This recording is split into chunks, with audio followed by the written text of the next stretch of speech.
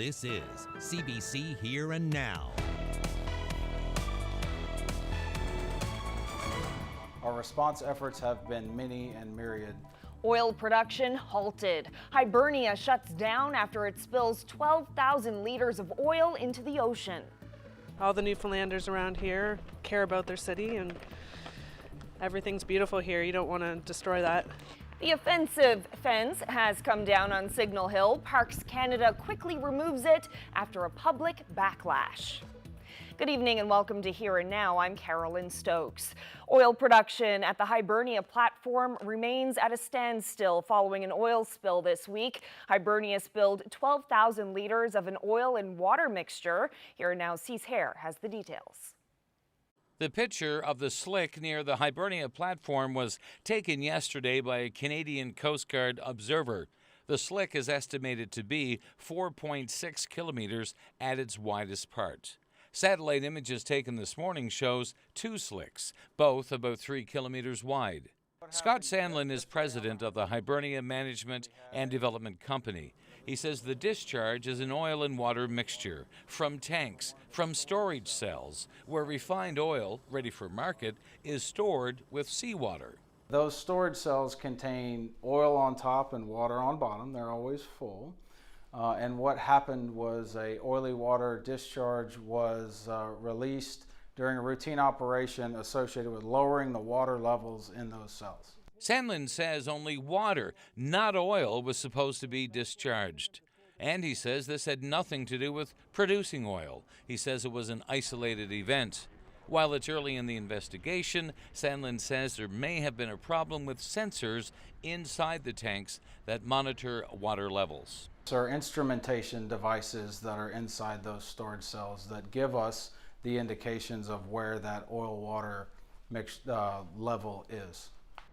The Offshore Petroleum Board says flights over the slick so far show no harm to marine life or seabirds.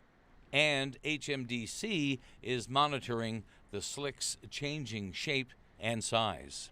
When asked when oil production will resume, Sandlin will only say that for now they're focused on worker safety, the environment, and the investigation.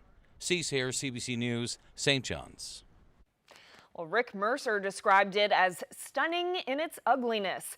And now, less than 48 hours after it was constructed, the fence at Signal Hill is no more. The great debate began on Tuesday when Parks Canada built the barrier.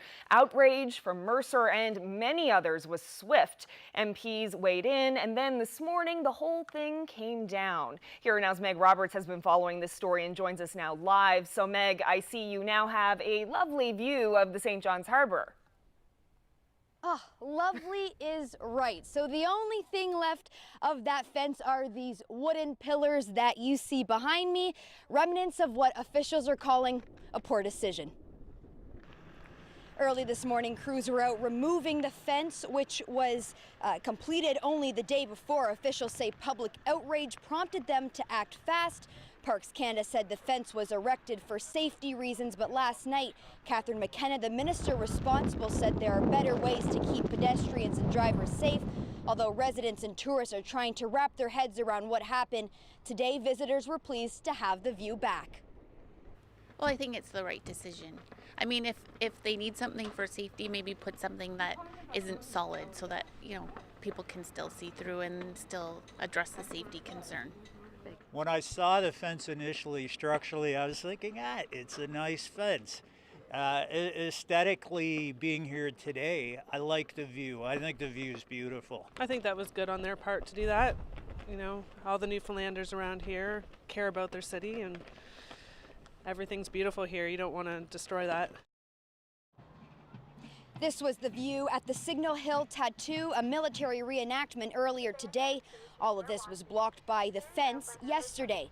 Now, Minister McKenna says there will be a fence here during the performances, but it will be temporary. Now, it's not clear as to how much that fence cost. With the help of a local lumber company, CBC News estimates it was at least $34,000. So although it was a costly mistake, officials say the wood will be reused. Reporting live from gorgeous Signal Hill, I'm Meg Roberts for Here and Now. All right, so let's check in with Here and Now's Jeremy Eaton, who is out and about again tonight. So, Jeremy, where are you now? Someplace very delicious, it seems. I don't know. I wish you could sort of smell this, Carolyn, but it smells amazing. And this is one of our buddies from Krabby's Barbecue Shack doing some ribs. We're down at the first ever St. John's Ribfest, which is a lot of live music, a lot of delicious food, and a whole lot of fun. And we're going to tell you all about it coming up on the show tonight. Yummy!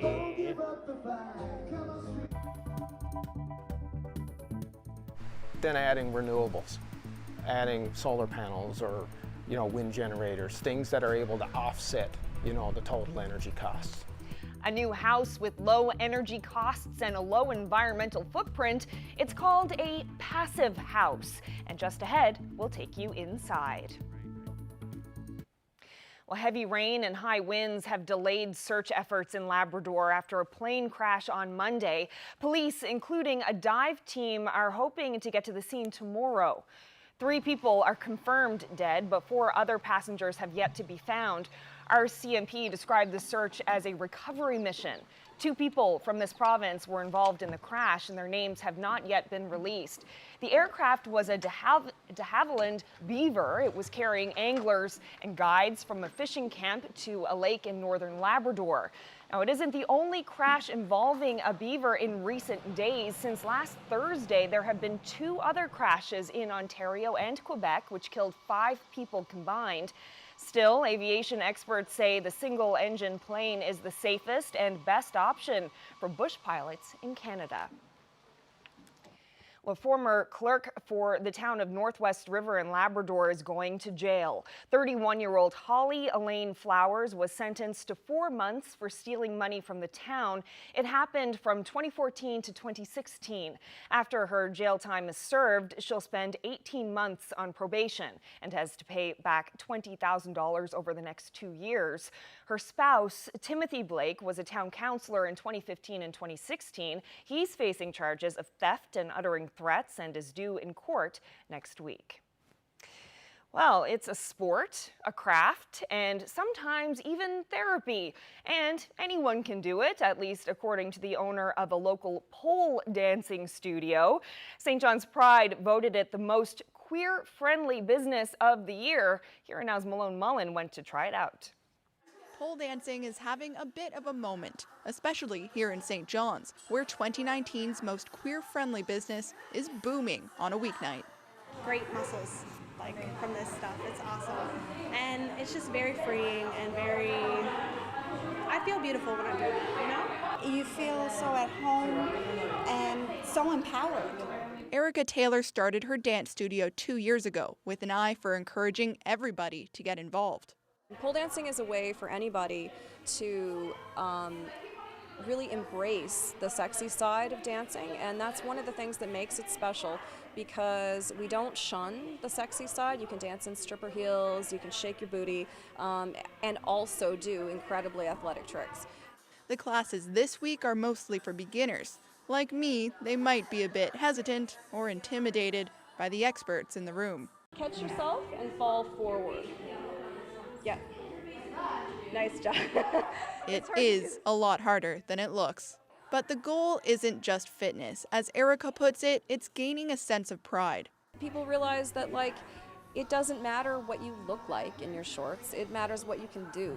The dancers here say pole is part sport, part art form, and even therapy, a way to feel good about yourself regardless of your audience. It's not really about the male gaze, and the more strippers you know, the more you realize that the ones that actually do a lot of pole tricks do it more so for their own pride and their own, to show, hey, I can do this crazy thing that maybe the male customers can't do, The whole point? To make sure everyone, no matter the gender, age, or skill level, simply feels their best when they're swinging around the brass.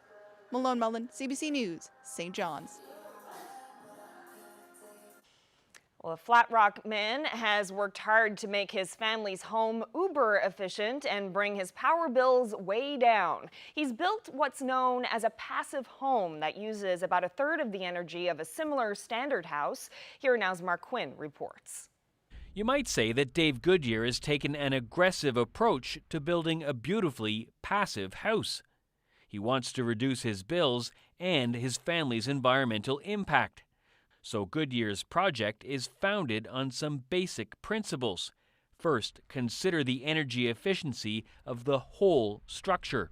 An energy efficient envelope. So that's an envelope that's super insulated, thermal bridge free, and basically is very, very airtight. Second, tightly control what gets in and what gets out. You add balanced ventilation. Balanced ventilation ensures that you always have good air quality for the occupants. The next one gets into the guts of the home, things like how water is used and controlled. Ensuring that your mechanicals are efficient is number 3. So that's ensuring that plumbing runs are short, that PEX diameters are small, but able to still deliver the right amount of water. Fourth, Goodyear says a passive home uses available energy and light from things that cost nothing, like the sun. Passive elements, larger windows, let's say on your south side, while keeping north windows fairly small. The final principle of a passive house is to incorporate alternative energy sources like solar or wind power. Things that are able to offset, the total energy costs. Goodyear did look at these alternatives, but with his energy bill at about $1,700 a year already, the cost of solar or wind power is still too high right now to make sense. You can retrofit a home to make it more efficient, but Goodyear says it's better to start a passive house like this from scratch, something he says costs only about 10% more to build than a typical Newfoundland home. Mark Quinn, CBC News, Flat Rock. People in Labrador are mourning a community advocate with a well-known voice. Good morning, Richard Richford. Richard Rich was a frequent caller to CBC Radio's Labrador Morning. He was involved with the Rigolet Inuit Community Government, the Torngat Fisheries Co-op, and was outspoken about the need for better transportation infrastructure along Labrador's north coast. In 1997, he was awarded the Queen's Jubilee Medal for service to Labrador. Wally Anderson, the mayor of Happy Valley Goose Bay and former MHA, shared some memories with our colleagues at Labrador Morning. I can remember one time to a Liberal fundraiser. It was $500 a plate, and someone mentioned to Richard, he said, Richard, everyone is wearing sports jackets, ties, and all this kind of stuff. He said, you're wearing gym pants and T-shirt. And he said, I never come here for the New Year's Eve ball. I come here to work for my community. So that's the way Richard was. The thing that I will miss Richard for and remember him best for was that he never held a grudge. And whether you were from a politician from St. John's or you were the MHA for Torngat Mountains, which I was, and we had a good few arguments, at the end of the day, he would say it's over. Richard Rich was 64. Well, some rain earlier, but we've cleared out quite nicely this afternoon. Perfect for Ribfest this evening. As we roll through the overnight, things looking pretty good. And in fact, we have a very nice Friday shaping up across the island. Few showers still lingering along the coast of Labrador, and a system approaching Lab West as we roll into the later parts of the day. Your full forecast is just ahead.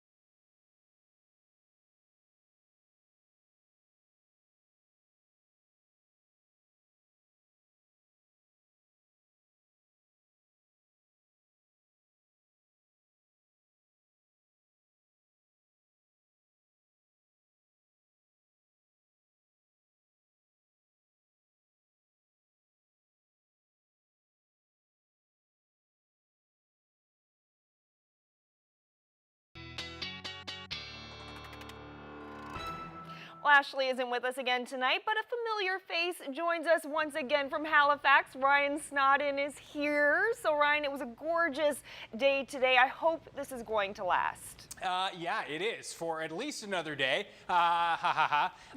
You know, you can't bank on more than that, right? Slow steps here as we roll our way into actual summer arriving.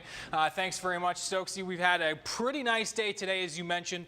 22 in St. John's, 22 in Terra Nova, 21 in Gander, 20 in Corner Brook, so most of us were hitting that magic number. Not so much Happy Valley Goose Bay up through Makovic and up towards Nain. A little unsettled along that coast of Labrador. Lab City did top out in and around the 20-degree mark, close enough at 19 degrees. There's the low that's been spinning around along the coast of Labrador. That's been throwing some cloud cover, some showers down through most of central and into eastern parts of Labrador, and a few showers starting to edge their way down the northern peninsula region into the Bayvert Peninsula. Be mindful of that through this evening. Otherwise, it's smooth sailing, and we have this area of high pressure that's going to be moving just to our south for tomorrow, bringing us one more really nice day for the island. At the same time, though, we're watching this next system approaching from the west, and that is going to be bringing some increase in cloud cover, chances of some late-day showers in Labrador City, and then this system kind of becomes a bit of a nuisance as we roll into the weekend. It's going to be certainly bringing some shower chances for Saturday and lingering into Sunday. We'll talk about that in, of course, your long-range forecast. In the shorter term, hour by hour, note through this evening looking pretty good. St. John's for Ribfest there. Nice things all considered. Temps nice. A little bit of sunshine. There are those few showers lingering for the northern peninsula and through the straits this evening into the overnight. That chance of showers continues along the coast of Labrador down towards St. Anthony. The cloud cover could be a little bit dominant right along the Bonavista coastline, that northeast coast tomorrow morning.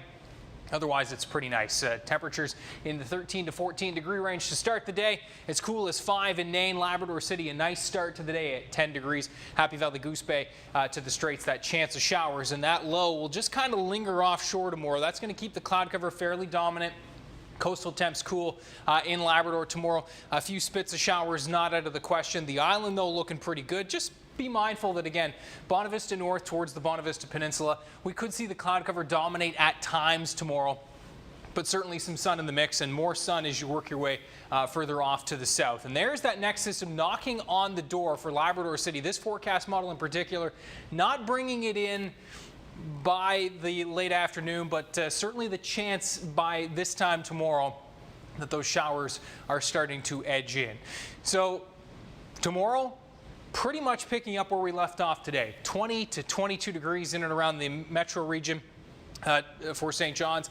Looking at Clarenville, Gander, Grand Falls, Windsor, 23, 24, 25 degrees, looking pretty good there. Again, be mindful from Bonavista to Twillingate. Clouds may dominate at times for tomorrow, and that may keep temperatures a little bit cooler with a bit of an onshore wind from the west at times. So Corner Brook, though, 24 degrees tomorrow. Westerly winds, though, and so if you're right along the coast, temperatures will be closer to that 18 to 20 degree range. Now, for the coast of Labrador, again, there are those unsettled conditions, a little bit of onshore drizzle and shower activity, 11 degrees. Inland, though, Happy Valley Goose Bay should see a solid mix of sun and cloud developing after a bit of a cloudy start in 22 degrees, and there are those late-day showers in through Labrador City. I understand, Stokesy, that somebody, not you or I, have the lucky assignment of Ribfest tonight, and conditions looking pretty good, as I mentioned there. I'm sure Jeremy really appreciates the lovely forecast this evening. Thank you so much, Ryan. Thank you. And there he is. Jeremy is live in Pleasantville, where the 4-day Ribfest is getting underway. So, Jeremy, this is the first Ribfest in St. John's, but there is some history with this event, right? Yeah, a little bit. Now, I just want to thank Ryan because people here have been thanking, well, first they thanked Ashley, but I said actually it's Ryan Snodden is the one to thank tonight for this beautiful day because it didn't start like this. Now, the Ribfest, they tried to get it off the ground last year, but it didn't sort of work out. But this year, they were able to get it together, and I'm not sure if Gary can just show you. This setup is pretty incredible. There's a number of barbecuers. They got rigs coming in from Alabama and Texas and some delicious food. And the reason that it is here is because of two hard-working groups, and that's the Canadian Progress Club. Over Steve, you want to come in, Stephen, you want to come in here, and Coleman's Vice President of Marketing, Greg Gill. So Canadian Progress Club St. John's, why did they want to get involved with a Ribfest? So it was one of those things. It was two good things. We wanted to offer some live music and offer some great ribs. And with St. John's, we love two of those things. And we followed up to get some local food trucks. So for people who don't want to enjoy the ribs, but we've had tasted a few of them, and I gotta say, it's probably the best ribs I've ever had. Now, so this is Canadian Progress Club St. John's, but also Coleman's, a well-known local company, got involved. Greg Gill, how did you get hauled into this? It was pretty easy for us. The Canadian Progress Club reached out and said, "You want to be involved in Ribfest?" And it's a perfect fit for Coleman's. Food, family fun and entertainment, and an opportunity to get involved with the community through the Canadian Progress Club with the Vera Berlin Society and Special Olympics Newfoundland and Labrador. It's a perfect fit for us. Now that ties in well because it's $10 to get in, it's $9 if you buy your ticket at Coleman's, I believe, and then you can buy the food from the vendors, but all the proceeds are going to go to a good cause. Stephen, can you talk about that? Exactly. So as Greg just mentioned, 100% of the proceeds will stay locally here in St. John's, and our two main charities, or mandated charities, are Special Olympics Newfoundland and Vera Berlin Society. So when you woke up this morning and it's rainy and it's cold, are you like cursing the weather gods? And how do you feel now that it's a beautiful, almost cloudless day? I was doing the opposite of the rain dance, and I get to work for a change, which is fantastic. But yeah, I gotta say, we definitely lucked out, and with Newfoundland weather, it's very unpredictable. And with 22 degrees and sunny down Kitty Vitty, you can't get much better than this. So and tomorrow and the next day, it's supposed to be good as well. So we definitely lucked out. And so Greg is not only involved with Coleman's. I understand that you're one of the bands that's going to be playing. You want to plug your show? Oh, what an opportunity. Abbey Road, our Beatles tribute, we're playing here tomorrow night, Friday. I hope Snodden's bringing the good weather because it looks like sunshine like it is this evening. We're on at 8:30. There's tons of musicians out here, great food. We're grilling our Coleman's Ale and Cheddar Summer Sausage at the Hitch and Kitchen food truck as well. Lots of plugs in there, so we're having a great time. There's also a lot of food, and there's a lot of hard-working, sweaty people back there making it happen. So coming up later on, we're actually going to go and meet some of the ribbers who are cooking the food and hopefully try some. And I did bring an apron, so I won't get dirty, but I've already got sauce on my shirt. So reporting live from Pleasantville at Ribfest, I'm Jeremy Eaton for Here and Now. We go down for some pretty long bottom times. It's cold, but we work through it, and we dig away all these big chunks of metal and gather up as many of these rocks as we can find. Diving for old explosives off Bell Island, military divers are retrieving ammunition from vessels shot down by the Germans in World War II. Peter Cowan has that up next on Here and Now.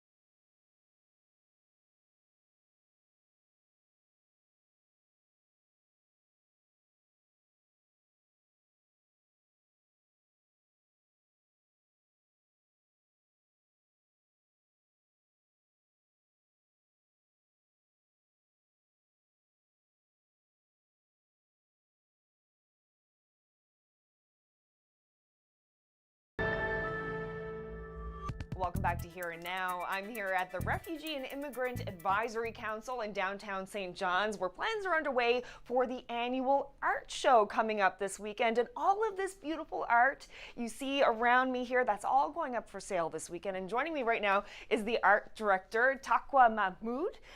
So first of all, tell us why all of this art is so special. So this is our third annual Here From Away art show. It is special for me, not only for me and the rest of the artists, because it doesn't only have the diversity of countries and cultures, but it also has the diversity of styles. We have over 55 artists from 26 different countries, and each one of them come with their own special story. Tell us some of the stories. Sure, I'll tell you about how this all started. Basically, 6 years ago, we had a professional artist from Iraq coming in here. He lost everything due to war and unfortunate circumstances. So when we came here, he didn't have anything. He didn't know anybody. He didn't have any tools to start with. So when he came to RIAC, RIAC decided to give him some materials to do some paintings, and he came up with beautiful artwork. With that, we decided to do an art show, and the art show went really, really well. After that, we had a lot of people coming in saying that, me too, I'm an artist, can I join? So we decided to open an art gallery and give an opportunity to artists, professional, beginners, everybody from everywhere to sell and display their art here. Okay. Because we know how hard it is for newcomers or immigrants or even locals, beginners, to be enrolled in a gallery. You have to have experience, you have to have history, you have to be professional, and beginners don't have all that. Yes. Can you show us around a little bit and show us some of these pieces? I'll tell you a little bit about that one. This artist is originally from Taiwan. He lived his whole life here, and unfortunately when he passed away last year, his wife decided to showcase all of his artwork that he was working on for years. So she decided to bring it to us. Oh, and so that's one of the pieces that'll be going up for sale? The most attractive art in this gallery. People love his art. Yeah. Is this your favorite? Yes. But you also have art here as well. I'm also an artist. And show us some of yours. This is how I got involved in this gallery. I came here for an immigration advice, and I looked at the art. I'm like, oh, why? And I totally forgot why I came here. And I was just looking at the art, and people at RIAC here asked me, are you an artist? I'm like, yes, well, bring your art and sell it. And then I bought about 10 pieces, and I sold 7. Wow. Yeah, so here is one of my art pieces. That's beautiful. Before I came to Canada, I did not know how to paint. It all started when I came here, and the beauty of Newfoundland and the ocean and the views inspired me. There's a really interesting story behind this one. The artist is from Slovakia. He landed in St. John's 20 years ago. His plane landed in St. John's by mistake, and he was originally going to New York. And ever since he came here, he just fell in love with the people, the landscapes, the view, not the weather. No. And yes, he started selling his art, and yeah. Well, in this gallery, I let all the artists choose their own prices, because some artists spend 3 hours, some artists spend like a month on their art pieces, and also it's up to the medium they're using. So these two will go for $300 each. What does all of this mean to the artists that are taking part in this show? You know, they get to make some money from it, they get to get their name out there. Yes. Tell me more about that. Not only making money and get their name out there in the art community, but also it gives them a sense of belonging in the community. It gives them a chance or opportunity to feel that they're connected to the community through art. And for art lovers, it's an interesting opportunity to maybe pick something up that's different. The opportunity not to travel all the way to wherever you want to go to see the art. We're bringing it here from all the countries. Okay, so tell us the details. When and where is this art sale happening? So it's called Here From Away. We have about 300 pieces from 26 different countries. It's going to be in Atlantic Place all day. There isn't any way you can miss it. It's 9 to 9. Excellent. Yes. Thank you so much. Thank you so much for having me. Thank you. So the Canadian Armed Forces and divers from Ocean Quest Adventures are working hard to remove ordinances from the bottom of the ocean just outside of Bell Island. Now you may remember, that Carolyn and I were talking about that last night from CBS, but our very own Peter Cowan, well, he got a chance to take a media tour and to get on the actual boat that we didn't see last night, and here's a little bit of his story. HMCS Shawinigan doesn't have any threats to worry about as it sails through Conception Bay. The calm water, filled with sailboats and Zodiacs, was a very different place in 1942. This wreckage is a reminder of a time when Nazi U-boats lurked in the waters off Newfoundland, picking off ships carrying iron ore needed by the Allies. They torpedoed 4 ships just off Bell Island, killing more than 60 sailors, but also on board a danger that lurks even decades later. So they are definitely live explosives. In this case, we're lucky we know what they are. So we know that they are World War II 4.7 and 4-inch shells. And because we know what they are, we're able to go back into the publications and look how they work. So basically our divers are briefed on what the risks with these particular pieces of munition are and how they work, how they function. And so, don't hit it in this particular place where we know that's going to set it off. Lieutenant Zach Johnson and his team are in charge of going down and bringing them up. It seems pretty simple, but it's taken months of planning and lots of precautions. Ships are kept away as the team goes down, and there are always some surprises. I'll go on the other side, you look in there. You look at the plan of the ship, you say, oh, this is where the ammunition locker was, we're just going to go right there and find it, and then you get down there and realize the ammunition locker was blown apart in 1942, the ammunition strewed all over this rotting deck, and you have to dig through old pieces of metal to do it. But this is what they've came for, 76-year-old explosives. These sites are being used by amateur divers, so they can't just leave them, but bringing them up isn't as easy as it seems. Physically, it can be fairly challenging because these rounds are actually quite heavy, and they're moving them underwater, where you can't just stand up and pick it up. You have to swim these things around. At the same time, you have to be very gentle with them. You can't slam them down, and so it can be a fairly challenging dive. Just a kick of the flipper can stir up decades of sediment and rust, making it hard to see. Once the explosives are on land, the danger isn't over. Years of corrosion and seawater makes an explosion unlikely underwater, but if they dry out, then they go boom. So they need to be kept wet. These old artifacts meet their end here on a rifle range in Moccasins. They dig a hole, load in the shells and some explosives, and then this happens. Not a dignified end for a piece of World War II history, but there's still more work to do, more shipwrecks to check. When we go down, we recover as many as we can. We confirm that there are no longer any visible munitions whatsoever, and but obviously there are some that end up, just due to the nature of the degradation, possibly buried 10 feet under 5 collapsed decks that we can't get to.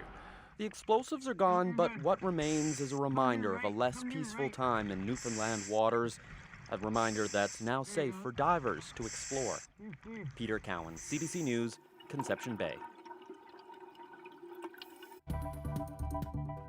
Backlight, Tranquility Base here. The Eagle has landed. As the world marks 50 years since the first man on the moon, these children in Gander get a lesson in how to build and launch a rocket.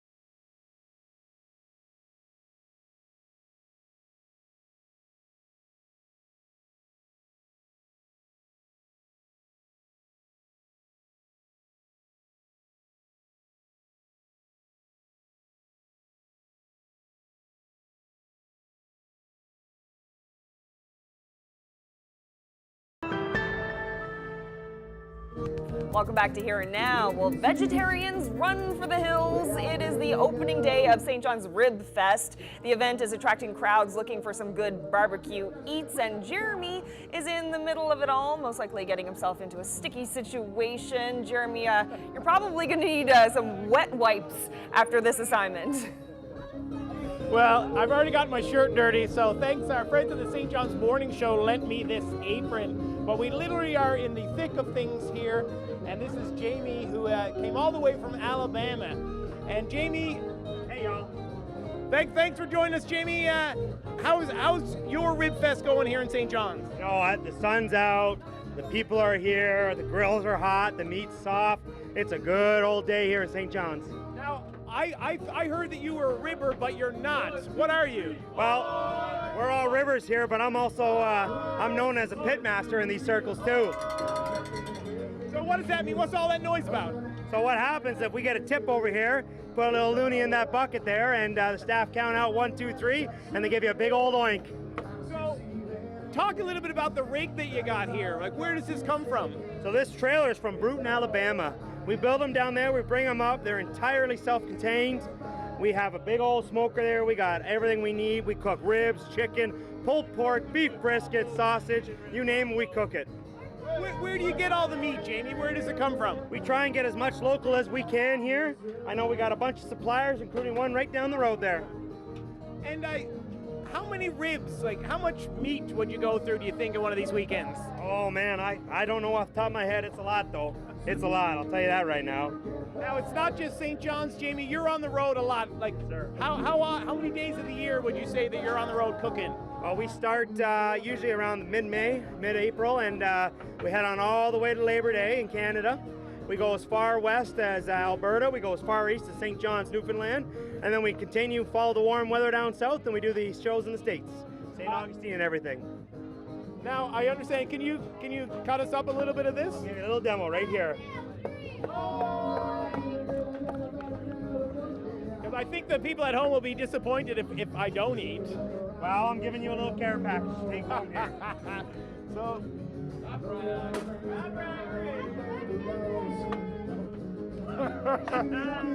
Thank you so much, man. Hey, man, we appreciate it. Thanks so much. I'm going to finish eating this. Reporting live for Here Now, I'm Jeremy eating at Ribfest in St. John's. Thanks, guys. Appreciate it. That's one small step for man, one giant leap for mankind. Well, around North America, people are marking the 50th anniversary of NASA's first trip to the moon, including right here at home. Children in Gander got a chance to build and launch a rocket thanks to the folks at Brilliant Labs, a nonprofit group focused on making learning fun. You're gonna get to pull the cord for your own rocket, okay? Oh, God. Well, of course, you gotta launch your own rocket. Of course. Now, these rockets didn't come with fire, but they did burst into the air with quite a fury, impressing the kids outside the Gander Public Library yesterday. This is Olivia Hayden doing the honors on her rocket. There we go. Nice. Pretty good. And Rocket Day celebrations don't end there. Brilliant Labs is in Corner Brook and St. John's today. Mount Pearl tomorrow. Contact light. Tranquility Base here. The Eagle has landed. It's one small step for man, one giant leap for mankind. A truly historic moment. The first manned mission to the moon, a symbol of achievement and ambition. And that phrase by Neil Armstrong became famous around the world. Today, his son, Mark Armstrong, told CBC about the debate around what his father would say today as he stepped onto the moon. It was actually a big debate about whether he should be told what to say or whether he should come up with his own words. And that's what they decided. NASA decided that it wasn't right for them to dictate the moment. So it was all Dad. We'd had a conversation before he left for the Cape, And he just seemed very confident that things would go well. He said that they only thought they had about a 50% chance of actually landing on the moon, but that he was confident that the spacecraft would get him there and back. Now, my mother, on the other hand, must have been terrified, but she hid that from us, and extremely well. I don't know how she did it, because you know, she just must have been terrified. So I was excited, but I could interpret what was happening based on the expressions of the adults that were around me. Not to mention, you know, Walter Cronkite and others, you know, the expressions on their faces as you watched the coverage. So those were the cues that I picked up to know that, hey, this was a big deal in the greater scheme of things. Well, I want them to remember him as a guy that you know, was a hardworking, nerdy engineer that you know, just got an opportunity and applied himself and always tried to do the right thing. You know, he always looked at all the sides of a situation and he tried to do the right thing. And I think if we all did that, it'd be a better world.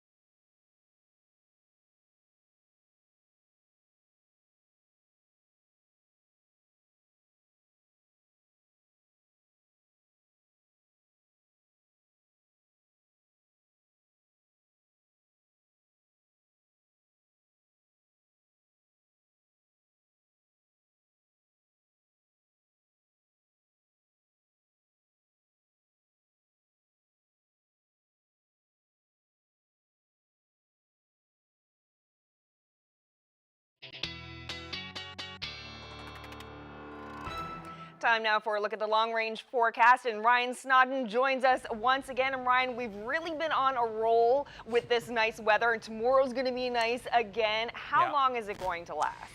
Well, I mean, the weekend looks pretty decent, especially as we look back in the rearview mirror in terms of what we've been seeing the last couple of weeks, of course. Our bar's pretty low, but it does look pretty good. We've got some sunshine, we've got some warm temperatures, but also some showers to watch. Stokesy, thanks so much. Well, let's show you first tomorrow, in case you missed it. There's St. John's, 21 degrees, mid-20s through central parts of Newfoundland back towards Corner Brook. Winds are going to be in from the west. a little on the breezy side with some gusts to 50, but nothing out of the normal. There, again, the coast of Labrador, a little unsettled tomorrow, 11 degrees in Cartwright and up towards Makkovik and Nain, 22 though in Happy Valley Goose Bay, and some late day showers starting to creep in to Labrador City. This is the low that, again, has been keeping things unsettled for Goose Bay and down towards a few showers rolling down towards the northern peninsula this evening, and even edging perhaps as far south as Corner Brook. Keep that in mind if you're heading out. Area of high pressure, though, will help to bump that low out into the Labrador Sea through tonight into tomorrow. And then our weekend system, this is going to be the nuisance maker. It's going to be moving in with, some unsettled conditions, but not a washout. And as you'll see here with the forecast, we will certainly be able to handle things. There's that low spinning around for tomorrow, far enough offshore that we still see a solid mix of sun and cloud. That next system into Labrador City by the end of the day tomorrow. And then this trough line will basically be trying to edge its way in on Saturday. Certainly unsettled from Labrador City. We'll see some afternoon showers starting to push in to Corner Brook. Increasing clouds for central parts of Newfoundland, the Burin. I think the Avalon, though, stays a solid mix of sun and cloud. That low in this trough line will start to really edge its way into central, looks like, for the evening. And so do be mindful that there are some evening shower chances, and it looks like late evening into the overnight that risk will extend as far east as the Avalon Peninsula. But pretty unsettled from Lab City to Happy Valley Goose Bay, and again, those showers pushing into Corner Brook and Port aux Basques a little bit earlier in the day. Timeline. This low will then start to wander to the east, and based on the latest forecast model projections, will still bring a chance of a shower into the morning for the Avalon Peninsula. And just an unsettled kind of setup here. We've got that low moving offshore and our next low moving in from the west. And so we'll continue to see some shower chances on Sunday for Labrador, and maybe some pop-up showers with just an unsettled kind of a atmosphere in through across the island. So as a result, we do have that chance of showers on Sunday for the east, and a little bit cooler with the winds rounding onshore. And so keep that in mind at 17 degrees. Saturday is certainly the pick of the weekend, but Sunday's not half bad, and that chance of showers will continue into Monday as that next system approaches from the west. Increasing clouds for central Newfoundland, but Saturday, as I mentioned, looking pretty good. Isolated shower chances on Sunday, but overall not bad. 22 degrees, and we'll hang on to those low 20s into next week. As we talk about Corner Brook and the west coast, as I mentioned, those afternoon and evening showers approaching for you folks. Isolated shower chances on Sunday, but sun and cloud certainly on the menu. And those showers moving in, especially into the afternoon and evening as that next system approaches on Monday. A little more unsettled for Happy Valley Goose Bay and eastern parts of Labrador. Shower chances from Saturday right through into next week, but Sunday, the possibility looks good for some sunshine in the mix as well. And Lab City, late day showers for Friday. Those carry through into Saturday, which looks like your most unsettled day of the weekend. Brightening up, but a little bit cooler for Sunday and into early next week. That is your forecast to now. Carolyn, back to you. Thanks so much, Ryan. You're going to be back with us tomorrow night, right? Absolutely. I'll see you then. Sounds good. Well, a new study involving millions of cats from across Canada and the United States is confirming a fact many pet owners and veterinarians have long suspected. Cats today are fatter than they used to be. And as Christine Bierak reports, it may be impacting their health. Until now, even veterinarians didn't know for sure.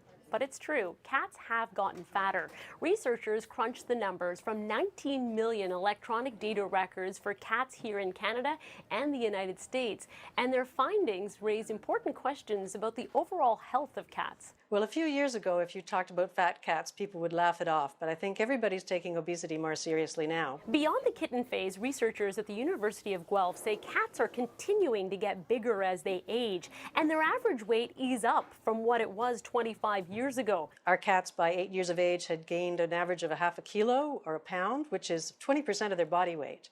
And we know that obesity is related to a lot of diseases, diabetes, some obesity-related cancers, and arthritis. They found male cats tended to reach higher weight peaks than females, and spayed or neutered cats tended to be heavier than unfixed cats because their metabolism often slows down after the procedure. This veterinarian says there are several reasons why cats are getting bigger. People now are more likely to keep their cats indoors, and of course by doing that you tend to get cats that become more sedentary. And you know, food is love sometimes too, so a way to show affection to your cat is to continue to feed them. And I think people have gotten away from actually measuring up how much food they're supposed to have. You might be wondering, so how much should my cat weigh? While it depends on their age, researchers say they haven't come up with an ideal weight just yet, but say it helps to keep track at home. And if your pet is losing or gaining too much weight too quickly, you should get them checked out. Christine Birak, CBC News, Toronto.